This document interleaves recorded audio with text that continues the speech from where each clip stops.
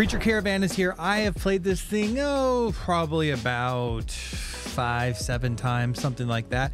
And I've got some stuff to say about it. This comes on the heels of playing Wondrous Creatures, another creature sort of tableau building game with totally different action selection. That is very recently in my mind and probably has some impact on how I feel about this game because I loved it so much. Wondrous Creatures was wonderful. And by the way, if you haven't watched that review, go check that out now.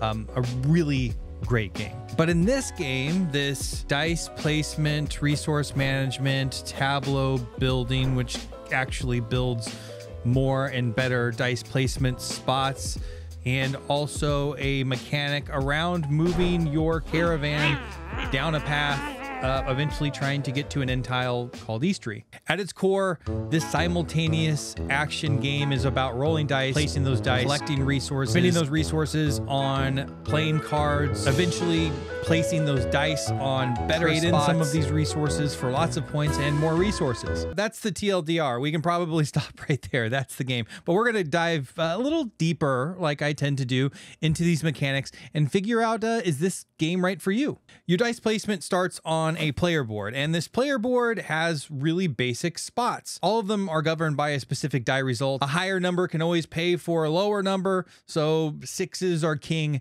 in this game, but they're really basic actions. And they let you get basically all of the building blocks of this game, which are bread, bags, more cards, which are incredibly important, swords, which aren't a resource other than basically an attack value that will help you defeat zombies along your journey, which we'll get to in a little bit. And also, of course, movement. Why are you doing this? You have a little caravan meeple and you're moving it and trying to get, frankly, as far as you can. And since we're on that topic, let's talk a little bit about the map tiles. You'll start at the beginning and try to end at the end, of course.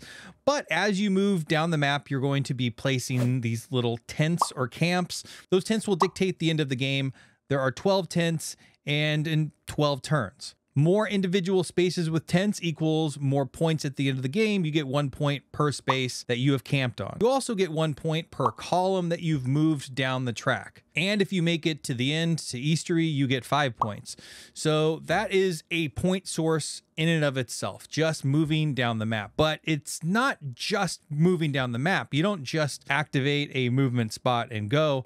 It has to be the specific movement spot. There's a couple different types of terrain. The most plentiful is this grass terrain, and that's probably the easiest to generate as you go. But there's things like canyons and mountains and lakes. And if you don't have that type of movement, you can't move. Sometimes you'll have to move vertically to get out of the way if you don't have that particular spot. Lucky for you, there's tons of cards to play to get you more and more of those different terrain types so you can use them as you need them.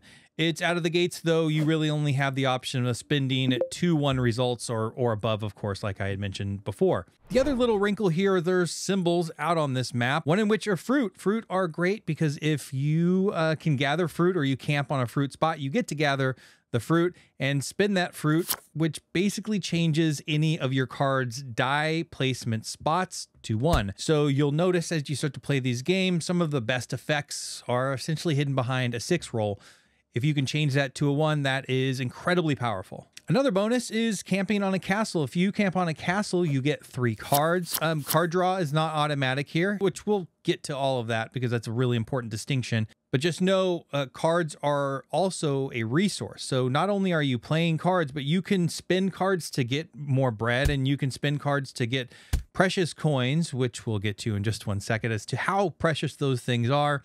But just know camping on one of those spots and getting 3 cards is a big boon for you. On the map, you'll also find treasure chest icons. If you end up there, you're going to get a treasure chest tile, gives you points at the end of the game, and a bonus right then and there, whether it be things like extra fruit or bread or bags or even coins. The other technically negative thing are these zombie spots. Every time you go over one of these spots, you actually have to get a zombie. Those zombies go on your board and will be negative points at the end of the game if you can't defeat them. You can only defeat them on these zombie spots, and you can only defeat them using the aforementioned swords. The power of the sword spot depends on the number die that you actually place on it. The power that is needed is determined on the space on the Ember zombie board. We're going to discuss a little bit of a mechanic on these boards that also relates to the market board. So in the instance instance of the very first zombie, you have to have a die at a value of 5 or above. If you place that on a sword spot, you can actually defeat the zombie. You take these little player cubes you have and put it on the top spot. Tricky part about this zombie board and the market board, at the end of each turn, these cubes start to cycle down. And if they actually, in this case, get to that sword spot, that space can no longer be used. So as you go through the game, these sword values go up and up and up. So in order to actually defeat more zombies, you have to get more and more powerful spots, or just more spots. Defeating the zombie in particular is a really individual mechanic in this game, and you can use multiple spots, add up the result, and that gives you the power. In general, there's a lot of reward out on this board if you navigate it well, but there's perils, you know, not being able to move around objects if you don't have the right space or the right die to fill that particular action space, and also possibly trying to avoid zombies if you don't have a very good sword engine, especially if somebody else is defeating a bunch of those zombies and they're becoming more and more expensive to defeat. The bright side is you can score a ton of points by defeating zombies, so that's not something you really want to ignore. Speaking of markets and scoring points, the actual market, you can trade in coins and bags to score a ton of points. Those markets work exactly the same. With over time, you're basically locking off spaces. So if you want to be able to get those easy or low cost turn-ins, you better act fast, because somebody else is going to do it, and eventually those spaces will absolutely lock.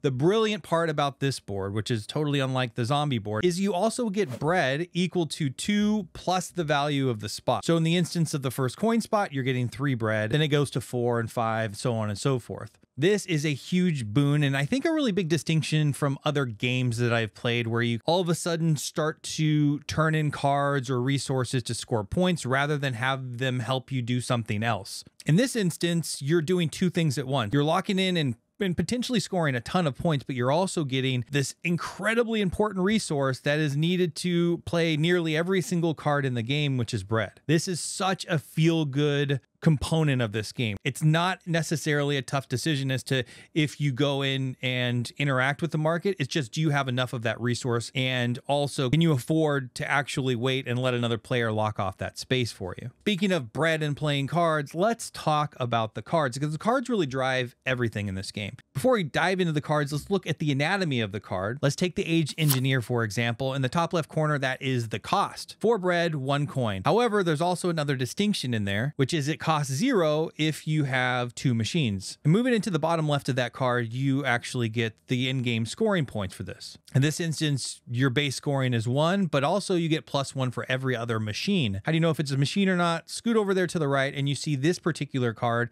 has a keyword of folk. Every card has keywords on it, some multiple, and they all interact with a lot of different stuff, not only end-game scoring, but also some of the card effects. In this instance, this card becomes incredibly powerful if you have 3 or more folk keywords in your tableau, because all of a sudden you get free movement on either a lake or a grass space. Many of the cards, like the Giant Pelican, have a dice placement space on it. You play those into your tableau, and now they're open, ready for you to place your dice on them. In this instance, it has a persistent interaction as to whenever you camp on a cloud space, you get a card, but also has that 3 result dice spot that will allow you to move into a mountain or a grass space. And you can see with this card, you're looking to collect fish folk to get an extra 4 points at the end of the game. These keywords are incredibly important in this game, and something in which when you're first playing, it's kind of hard to keep straight, because you have cards in your hand that are asking for specific keywords to either trigger that in-game scoring or the effect on the card, or to make the card even more powerful.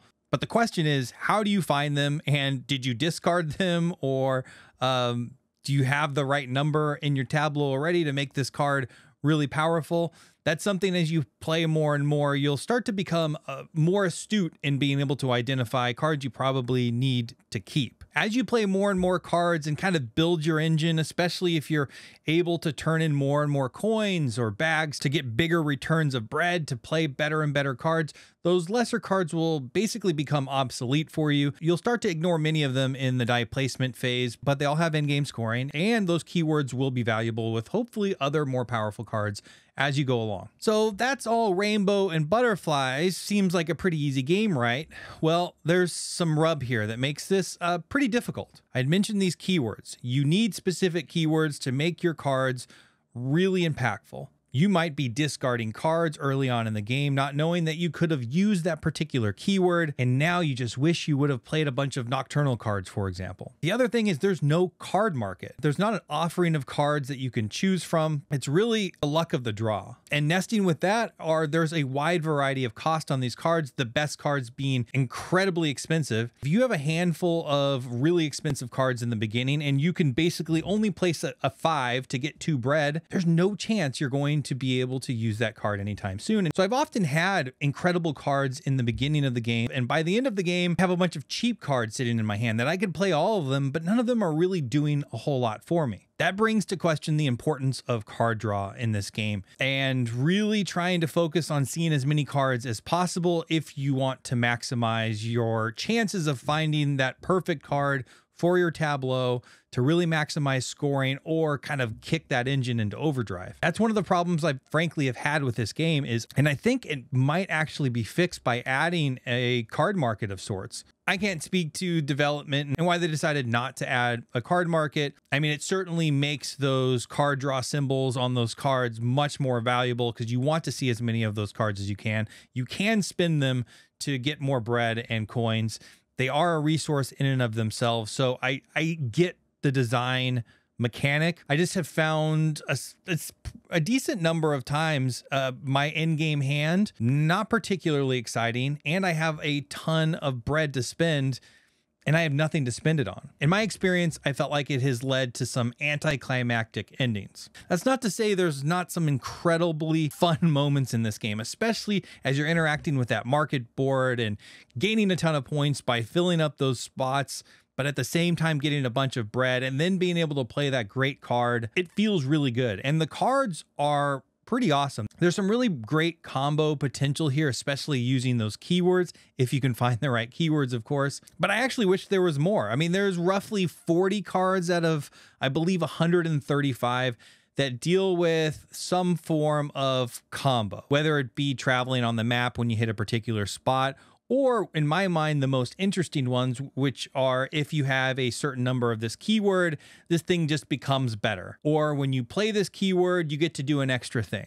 Speaking of really expensive, wonderful cards, and Fishfolk, actually, we had mentioned Fishfolk Captain. To play this card by mid-game, you kind of have to save up for it. But if you can, and you have 3 or more Nocturnal, every single turn, you get a bread, a bag, and a card. That is a huge card. That is a wonderful card. Now, that does beg the question, these really expensive cards, they're in this particular instance, their value diminishes after each and every round. So if you're finally able to play this 10 bread card by, say, the 8th round, you only have 4 uses with it. So you're really asking yourself, is 10 bread worth 4 bread, 4 bags, and 4 cards? Yeah, it probably would, but is it still worth it if that number is 2? Maybe not, especially because this card only scores you 1 point. I really like cards like the Merzea Moth. It's a 3 result die, which is pretty easy to roll or use a higher roll for. Initially, it just allows you to move on to any space. But if you have 3 magic cards, it lets you move 2 spaces. If you are trying to cover as many columns as possible to score a bunch of points or even get to that end space to get 5 points, this is a huge card for you. I really like cards like Cressarian Scholar, where they have a dual use. They have a conditional use, which whenever I play a magic or nocturnal, I can move over any terrain space I'd like to, but also gives me a pretty good return in a 3 result being able to be traded for a bag. These are just a few of the 40 cards that kind of deal with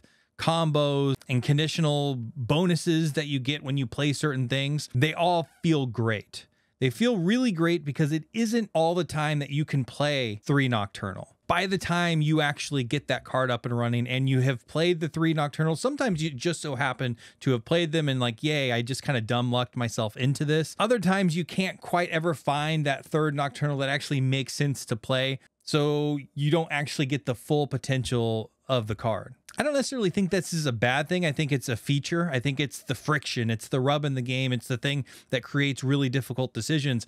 You only have 5 dice. Unless, of course, you play like my favorite card, which is the Crystal Furnace Robot, which just gives you a 6 dice, which is crazy awesome.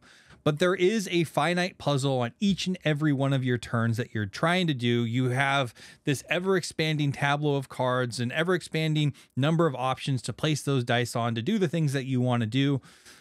but you have 5 of them. By the end of the game, it is pretty incredible in terms of AP overload that could be happening in this game, which, by the way, I briefly mentioned that this is simultaneous action, which is a complete godsend for a game like this, where it is a heads down puzzle. There's very little player interaction outside of like the market and zombie boards. You can even move into the same space, but these turns can be crunchy and can get long. And if somebody is having a tough time, they're at least taking their turn when you're taking your turn, and leads to in my mind, a much more streamlined experience. It is a multiplayer solitaire game to the absolute max. But it's snappy. It's you roll 5 dice, you place them, you do the things, rinse and repeat. It's incredibly intuitive, really easy to run. I personally think there's a couple things I would switch with it, but it is a really fun puzzle. And I think Red Raven has something pretty special here. If Wondrous Creatures and its similarity to Everdell wasn't your thing, but you do love kind of the tableau builders, this is doing something completely different, and I would highly recommend you go and play this game. Before we go, if you'd like to support me in my work, maybe join the Discord, see all of the it's actually growing to be a pretty decent size members only video library. Go check out the link down below. And with that said, thank you so much for being here. If you made it to the end of this, I appreciate you. Have yourself a great day.